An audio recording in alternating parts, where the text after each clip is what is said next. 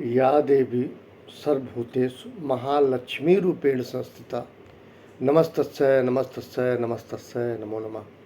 आप सभी को मेरा प्रणाम।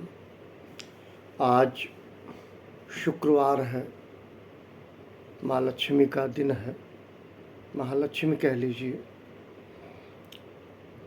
और मुस्लिम भाई का बहुत ही पवित्र दिन होता है। फ्राइडे बहुत ही इम्पॉर्टेंट होता है उनके लिए। मैं जातिगत आधार पे कोई बात नहीं कर रहा हूँ, पर ये ज़रूर याद आना चाहिए, याद रखनी चाहिए, फ्राइडे अपना एक बड़ा इम्पॉर्टेंट रोल अदा करता है। मैं माँ लक्ष्मी से प्रार्थना करूँगा, विनय करूँगा कि माँ लक्ष्मी सब पे उतनी ही कृपा करें जिससे उनके अंदर कुबुद्धि जन्म न ले, क्योंकि देखा ये जाता है लक्ष्मी की जब भी विशेष कृपा हुई है, काफ़ी कृपा होती है, तो लोग मदभ्रम कह लें, या उन्हें ये दिशा दशा का ज्ञान नहीं होता कि मुझे क्या करना चाहिए क्या नहीं करना चाहिए। बल्कि एक लाइन है, कनक कनक ते 100 गुनी माँ दखता अधिकाय, या खाए बौराए जग या पाए बौराए। सारी संपत्तियों को मैं सोना से जोड़ूं। जब किसी के पास काफ़ी कुछ होता है तो उसको विक्षिप्त अवस्था या पागल की संज्ञा दी गई है। मैं यही कहूँगा, सरस्वती माँ लक्ष्मी की कृपा होने के बावजूद सरस्वती साथ किसी का ना छोड़े, बहुत बड़ी बात होगी। यही प्रार्थना माँ लक्ष्मी से। दूसरी चीज़, भारत के, हमारे देश के महानतम गणितज्ञ, ठीक है, श्री निवास रामानुजन की आज पुण्यतिथि है, 26 अप्रैल को। वो तमिल ब्राह्मण परिवार से ताल्लुक़ रखते थे। कोयम्बटूर के पास किसी गांव में उनका जन्म हुआ था। मैं अपनी श्रद्धांजलि देता हूँ और मैं उनको नमन करता हूँ। संख्या और कई तरह का उन्होंने बहुत ही विशेषण किया और बड़ा नाम रहा, और जिसने भी थोड़ा भी पढ़ा लिखा है, ऐसा कोई व्यक्ति नहीं जो श्रीनिवास रामानुजन को ना जाने। अब मैं आपके सम्मुख एक गीत, गैर फिल्मी गीत प्रस्तुत करने की कोशिश करता हूँ।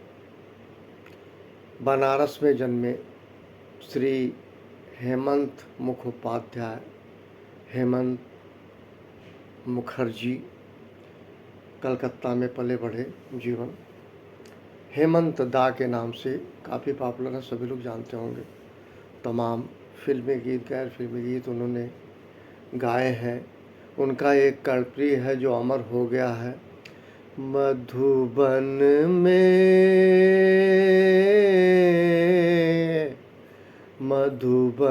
में ना शाम बुलाओ, मधुबन में ना शाम बुलाओ। ऐसा लगता है साक्षात्कार भगवान कृष्ण से उनके हो रहे हैं जब वो इस गीत को गाए हैं। मैं आपके सम्मुख हेमंत दा का एक गैर फिल्मी गीत प्रस्तुत करता हूँ। यदि कहीं कुछ त्रुटि होगी तो हाथ जोड़ के सबसे क्षमा मांगता हूँ। पाकर भी तुम्हें हम पा न सके, बहुत मजबूर थे। पाकर भी तुम्हें हम पा न सके, बहुत मजबूर थे।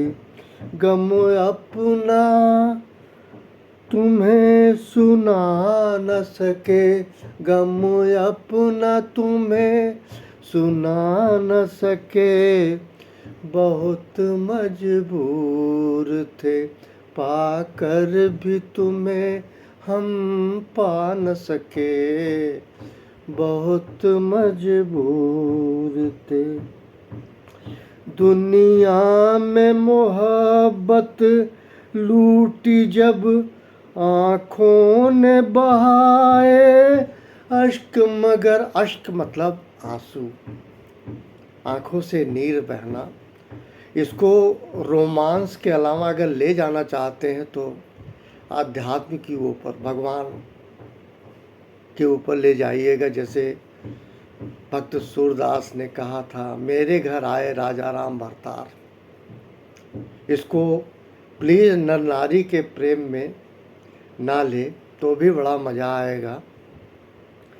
दुनिया में मोहब्बत लूटी जब आँखों ने बहाए अश्क, मगर आँखों ने बहाए अश्क, मगर होठों पे शिकायत ला न सके, बहुत मजबूर थे।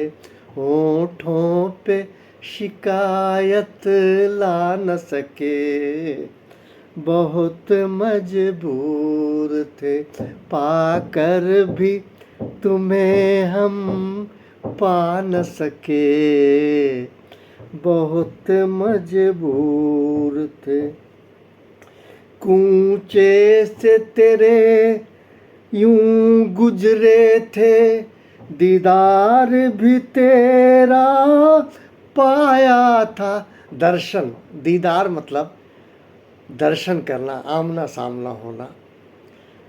कूचे से तेरे यूं गुजरे थे, दीदार भी तेरा पाया था, दीदार भी तेरा पाया था, पर पास तुम्हारे आ न सके, बहुत मजबूर थे, पर पास तुम्हारे आ न सके, बहुत मजबूर थे, पाकर भी तुम्हें हम पा न सके, बहुत मजबूर थे, पाकर भी हमें, पाकर भी तुम्हें हम पा न सके, बहुत मजबूर थे, गम अपना तुम्हें सुना न सके, बहुत मजबूर थे।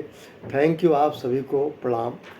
गम, दुख, कष्ट प्रभु के अलावा या आपके अंतरात्मा के अलावा कोई सुन नहीं सकता, कोई समझ नहीं सकता। प्यारे लोग कहते हैं दुख कहने से दुख कम होता है, दुख बढ़ता है।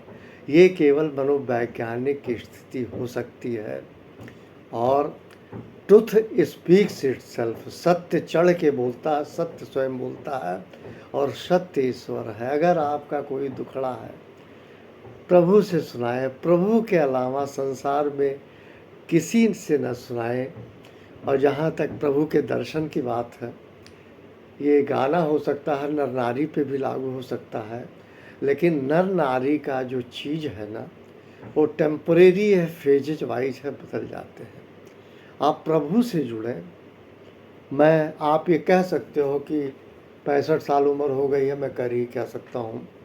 प्यारे, जो कुछ भी है मुझे कतई नहीं बुरा ना मानना चाहिए। हाँ, मैं हूँ, बूढ़ा हूँ, बुज़ुर्ग हूँ, लेकिन सच्चाई यही है, इन ऑर्डर ऑफ परमानेंसी, अस्थायित्व अगर है, यकीन मानिए जो सुकून कल्ब देगा, आपके दिल को शांति देगा, वो है प्रभु से जुड़ाओ। इन्हीं शब्दों के साथ मैं बहुत कुछ नहीं कहना चाह रहा हूँ, पर लास्ट में फिर कहूँगा, अपने गम, अपने दुखड़ा को किसी से मत रोएं। अगर आपको अपनी बात को सोचना है, समझना है, मालिक ने जानवर से बेटर इंसान इसीलिए बनाया है कि इंसान को समझने सोचने की क्षमता होती है। उस क्षमता का भरपूर सदुपयोग करते हुए कभी किसी अन्य से आप अपना दुखड़ा ना कहें।